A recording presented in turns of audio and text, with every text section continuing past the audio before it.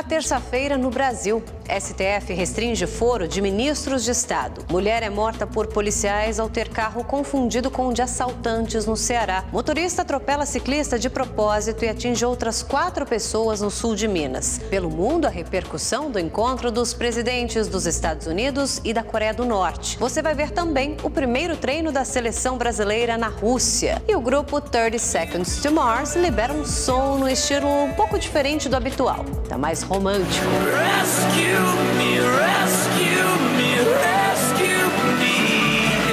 Seja bem-vindo ao Leitura Dinâmica. Eu sou Érica Reis. Fique comigo.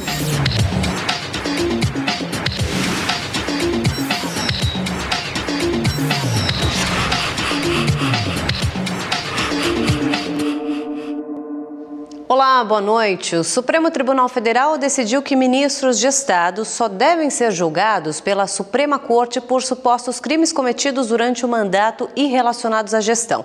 A decisão resultou no envio de um processo que envolve o ministro da Agricultura à primeira instância. Blairo Maggi foi denunciado pela Procuradoria-Geral da República por suspeita de participação num esquema de compra e venda de vagas no Tribunal de Contas do Mato Grosso. Isso teria acontecido em 2009, quando era governador. Ele será o primeiro ministro de Estado no Brasil que não será julgado pelo Supremo Tribunal Federal. Se for por prerrogativa de função, aplica-se apenas aos crimes cometidos durante o exercício do cargo e relacionados às funções desempenhadas. O voto do relator foi acompanhado pelos ministros Luiz Roberto Barroso, Rosa Weber e Marco Aurélio Mello. Apenas Alexandre de Moraes votou para que o processo fosse remetido ao Superior Tribunal de Justiça. Em nota, a assessoria de Blairo Maggi afirmou que a remessa do caso à Justiça do Mato Grosso é um desdobramento natural e que o ministro reafirma sua confiança na Justiça, onde provará a inocência. O juiz Sérgio Moro abriu mão de julgar um processo da Operação Lava Jato pela primeira vez. A ação apura se uma concessionária de pedágio do Paraná pagou propina a agentes públicos durante o governo de Beto Richa, atualmente pré-candidato do PSDB. 6 pessoas foram presas no início do ano já, entre elas o ex-diretor-geral do DER, Nelson Leal Júnior, e Sérgio Moro declarou que a saída dele não anula nenhuma decisão já tomada. O juiz alegou o excesso de trabalho nesse momento e o fato também desse esquema não ter ligação com a corrupção na Petrobras. A deputada Cristiane Brasil foi alvo nesta terça-feira da segunda fase da Operação Registro Espúrio. Ela é apontada pela Procuradoria-Geral da República como suspeita de integrar uma organização criminosa que atuava no Ministério do Trabalho. A filha de Roberto Jefferson foi indicada para ocupar a pasta no início do ano. Policiais federais cumpriram mandados de busca e apreensão no gabinete de Cristiane Brasil, no apartamento funcional da parlamentar em Brasília e num apartamento dela no bairro do Flamengo, no Rio de Janeiro. As ações foram determinadas pelo ministro do STF, Edson Fachin, que acolheu o pedido da Procuradoria-Geral da República e proibiu Cristiane de frequentar o prédio do Ministério do Trabalho. Segundo a PGR, o agente público Renato Araújo Júnior, preso na primeira fase da operação, era uma espécie de braço direito da parlamentar. As investigações indicam fraudes nos registros sindicais. Filha do presidente nacional do PTB, o ex-deputado Roberto Jefferson, Cristiane Brasil quase assumiu o Ministério do Trabalho no começo do ano. O nome dela foi indicado pelo PTB, mas o governo acabou desistindo porque a parlamentar tinha sido condenada a indenizar 2 motoristas em ações trabalhistas. Em nota, Cristiane Brasil disse ter recebido a investigação com tranquilidade e afirmou não ter relação com as decisões tomadas pelo Ministério do Trabalho. O senador Agripino Maia, do Democratas do Rio Grande do Norte, virou réu por suposta prática de corrupção, lavagem de dinheiro e uso de documento falso. A denúncia contra o parlamentar foi aceita pela segunda turma do Supremo Tribunal Federal. Agripino é acusado de pedir e receber R$1.150.000 de propina de um empresário para execução de contrato de inspeção veicular na cidade de Natal. Uma mulher foi morta pela polícia ao ter o carro confundido com um veículo roubado em Fortaleza. A administradora de empresas, Gisele Távora Araújo, de 42 anos, estava com a filha de 17 quando policiais de moto passaram a persegui-la. Ela não parou e foi atingida por um tiro nas costas. A filha disse que a mãe achou que a polícia perseguia outro veículo. O policial que fez o disparo foi afastado das ruas e teve a arma apreendida. Agora olha só que caso absurdo em Pouso Alegre, no sul de Minas Gerais. Um motorista atropela de propósito um ciclista. O veículo ainda invade a contramão e atinge outras 4 pessoas na calçada. Antes de fugir, o criminoso agride o ciclista que está caído. 3 pessoas estão internadas em estado grave. O rapaz atropelado é o atual namorado da ex-mulher do agressor. Também em Minas Gerais, 10 pessoas foram presas suspeitas de envolvimento com os recentes ataques a ônibus. Os mandados de prisão, busca e apreensão foram cumpridos em 3 pontas: Varginha, Guapé, Boa Esperança e Alfenas. Entre os suspeitos estão integrantes de facções criminosas. De acordo com a polícia, a maioria já tem passagem por roubo, estelionato e tráfico de drogas. Em Salvador, na Bahia, uma criança quase foi impedida de comer dentro de um shopping. Uma mulher que estava no local gravou toda a ação e o vídeo, claro, causou revolta em redes sociais. Vamos ver. Esse homem decidiu pagar o almoço para um menor na praça de alimentação. O segurança do shopping percebeu a ação e tentou impedir o menino de comer dentro do estabelecimento. Toda a ação foi gravada. Tô querendo dar o almoço aqui ao menino aqui, ó. O segurança tá se rejeitando aqui, ó. Falando que vai me tirar do shopping à força, vai tirar o menino, bora ver. Eu queria ver se fosse seu filho que estivesse na rua passando fome. Eu queria ver, ele vai comer, ele vai comer. Pronto, chama minha gerente, chama o segurança, chama quem é seu supervisor, chama o supervisor aí. Pronto, bora ver. Ele vai comer, menino, ele vai comer. O funcionário ainda empurra o menino à força para fora. É quando o supervisor da segurança chega ao local e só assim o garoto consegue sentar para comer. Não faça isso não! Não faça isso não! Em nota, o Shopping da Bahia pediu desculpas pelo ocorrido e disse que a postura adotada não condiz com o treinamento recebido pelos funcionários. 11 pessoas morreram em uma batida entre um barco e um catamarã no rio Volga, na Rússia. O barco de 2 cascos, capaz de atingir uma velocidade maior que outras embarcações, não tinha autorização para navegar ou sinalizadores obrigatórios. Em Paris, um homem foi preso depois de fazer 2 pessoas reféns com uma faca em um prédio comercial do centro da cidade. As negociações com policiais duraram 4 horas. O suspeito, que é um marroquino de 26 anos, foi detido sem ferir ninguém. Autoridades descartam a hipótese de terrorismo. A motivação ainda é investigada. E olha essa cena aqui inusitada nos Estados Unidos, gente. Simplesmente um servo invadiu ali uma estação de metrô e ficou saltando entre os trilhos dos trens em pleno horário de pico. Ah lá o bichinho. Foi na estação de Crystal City, que fica em Arlington, na Virgínia. Os passageiros que estavam ali na plataforma saíram assim que viram um animal, entrando, e a passagem dele causou atraso nas viagens. O servo, que tinha escapado de um aeroporto ali perto, foi resgatado em segurança. O presidente dos Estados Unidos, Donald Trump, e o líder da Coreia do Norte, Kim Jong-un, assinaram um acordo de cooperação em Singapura. Finalmente. No primeiro momento, os governantes seguiram para uma conversa reservada, somente acompanhados pelos intérpretes, que durou em torno de 40 minutos, ocasião em que o presidente norte-americano apresentou um vídeo surpresa que sugere prosperidade à Coreia do Norte. Em seguida, os dois foram vistos nos corredores do hotel. Trump continuava otimista. Muito bom, e que os dois têm um excelente relacionamento. Os líderes começaram a reunião acompanhados dos assessores. Entre eles, com Trump, estavam o secretário de Estado Mike Pompeo, o chefe de gabinete da Casa Branca John Kelly e o assessor de segurança nacional John Bolton. Ao lado de Kim, um dos principais colaboradores, Kim Yong-chol, o ministro de Relações Exteriores, Ri Yong-ho, e o chanceler Ri Soo-yoon. Depois andaram pelos jardins, momento em que o presidente norte-americano mostrou a limusine presidencial a Kim. Seguiram para o almoço e, na sequência, assinaram um acordo de cooperação entre os Estados Unidos e a Coreia do Norte.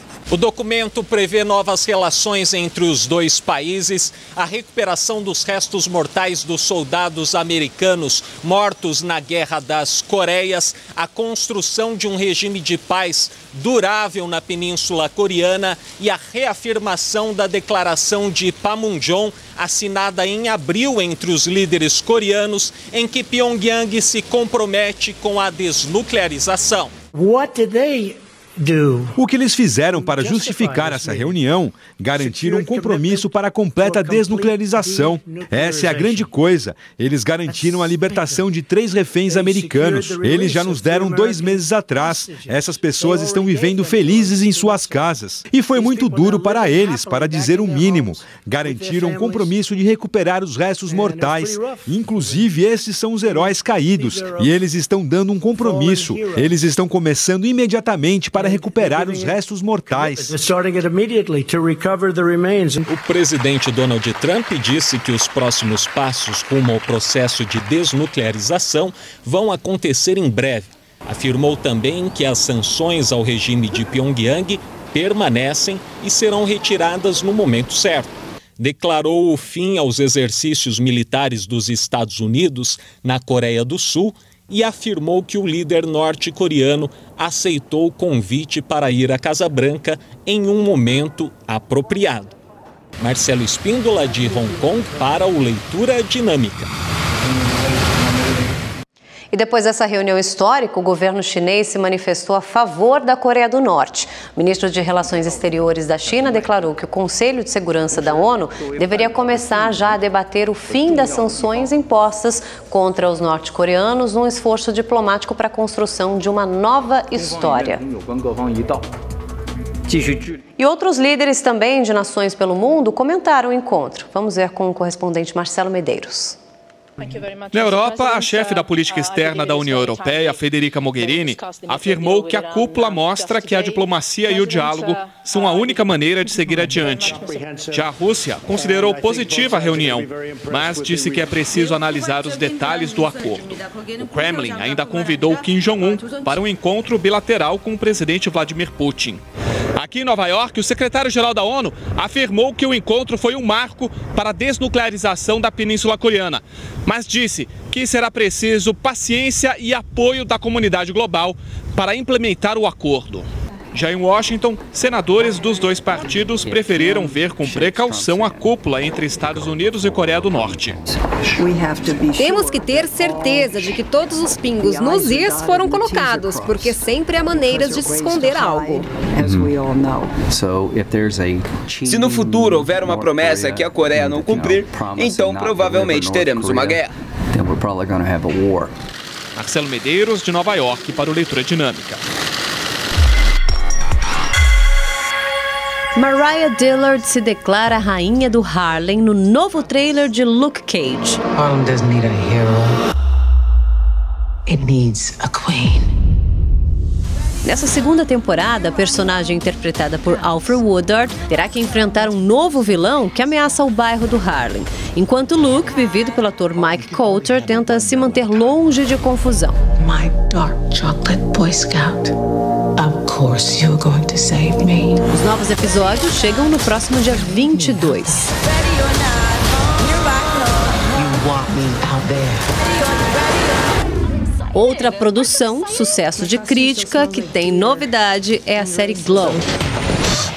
Was I supposed to watch these? Inspirada na Liga Americana de Luta Livre Feminina dos anos 80, a trama é estrelada por Alison Brie.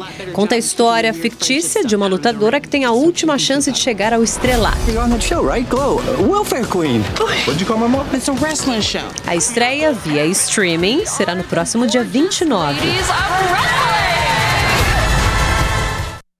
E o filme Vingadores Guerra Infinita tá bombando nas telonas, viu? O longa já ultrapassou a marca dos 2 bilhões de dólares na bilheteria mundial. Com o feito, então, o filme da Marvel se torna o 4º na lista dos mais vistos da história, ficando atrás apenas de Star Wars, O Despertar da Força, Titanic e, claro, o primeiríssimo Avatar.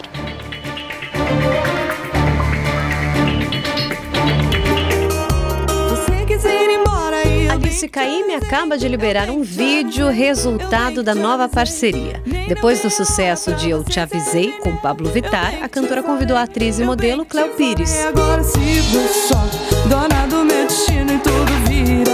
As duas cantam, dançam e sensualizam no single que explora a autoestima das mulheres. A mensagem é: elas não dependem de ninguém para ter felicidade.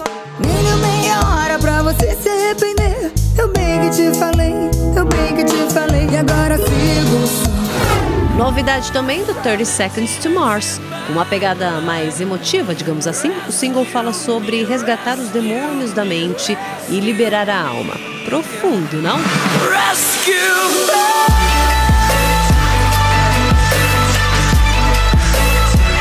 A música está no 5º álbum do grupo, chamado América, que foi lançado em abril desse ano. A divulgação do clipe acabou acontecendo pouco depois do anúncio da saída do guitarrista Tomo Milicevic.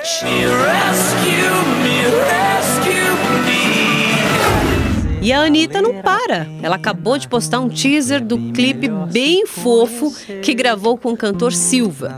A divulgação oficial não podia ter sido em data melhor, em clima de Dia dos Namorados. E fica tudo bem. Fica tudo bem. A música super romântica faz parte do novo álbum de Silva, Brasileiro. Fica tudo bem. E olha, a cena de um beijo entre duas meninas já deixou de causar estranheza há muito tempo, né, gente? Só que, e se eu disser que esse momento romântico se passou num game do PlayStation, o The Last of Us Parte 2? A ousadia da Sony deu o que falar em Los Angeles, pelo menos durante a chamada da E3, que é a exposição de entretenimento eletrônico super famosa. O jogo em questão tem como cenário um mundo pós-apocalíptico com vários sobreviventes do ataque de um fungo capaz de dominar o corpo humano. As viagens todas do universo de games. Gente, nessa terça-feira um jornalista roubou a cena numa coletiva da seleção francesa. Olha só por quê.